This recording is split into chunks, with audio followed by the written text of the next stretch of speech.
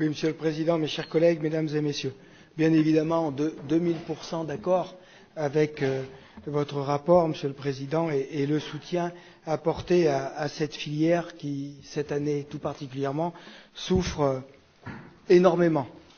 Et puis vous me permettrez d'en profiter pour saluer l'excellence du travail réalisé sous la houlette de notre vice-président, Jean-Yves Flochon, avec les services départementaux, mais surtout avec la collaboration de l'ensemble des acteurs de la filière. Et je crois que ça, c'est ce qui est très important, mais c'est vrai sur la filière, le livre blanc piscicole, mais c'est également vrai, bien évidemment, sur le livre blanc de la filière bois que nous voyons il y a quelques instants et les autres dispositifs que nous avons. Et notre collègue Roland Bernigaud vient de le dire très bien. Au-delà de la problématique de la filière piscicole, il y a bien évidemment la maîtrise de l'eau, c'est le terme qu'il vient d'employer. Nous avons une situation plus que préoccupante, vraisemblablement au niveau national, mais tout particulièrement dans notre département. Vous le savez aussi bien que moi, Monsieur le Président, votre canton, enfin le lac de Silan est dans votre canton. À titre personnel, je n'ai jamais vu le lac de Silan à ce niveau d'étiage, à cette période de l'année. Je prends ce seul exemple, mais c'est vrai partout.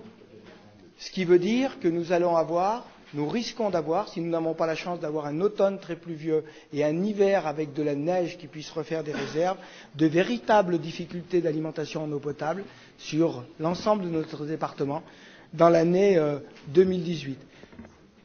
Si je prends le cas du territoire belgardien, alors que nous avons des sources importantes, nous avons été cette année, et nous sommes encore en limite d'approvisionnement, sans faire appel à une ressource qui pose quelques problèmes, notamment de turbidité. Ce qui veut dire que si malheureusement le déficit de pluviométrie devait se maintenir dans les années prochaines, nous serions amenés, les collectivités locales bien évidemment, mais je ne doute pas que le département serait appelé, au même titre que l'agence de l'eau, à aider, à mettre un certain nombre de dispositifs en place, compte tenu notamment de notre évolution démographique, pour que perdure l'alimentation en eau potable pour les usagers.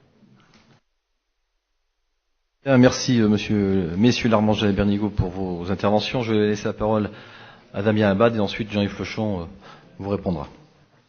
Oui, merci Monsieur le Président. Pour rebondir sur ce que dit effectivement ce qu'ont dit Guy Larmanget et Jean-Yves, je pense que c'est très important que l'on puisse accompagner comme ça notre filière effectivement piscicole et nos agriculteurs. Je voudrais simplement faire deux remarques.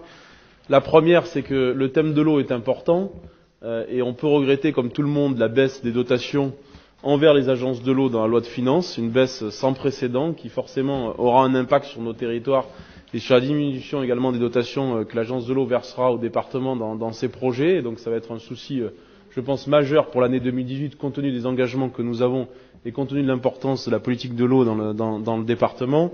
Et la deuxième chose qui me semble aussi importante, c'est que là, pour le coup, un groupe de travail va être mis en place au niveau national, simplement pour la question des aléas, parce que on a fait déjà effectivement un plan d'aide d'urgence en début de mandat, on en refait un aujourd'hui, et on voit bien effectivement la limite du système, et comme vous l'avez dit, ça peut malheureusement se reproduire, et ce qui devient exceptionnel peut devenir ordinaire.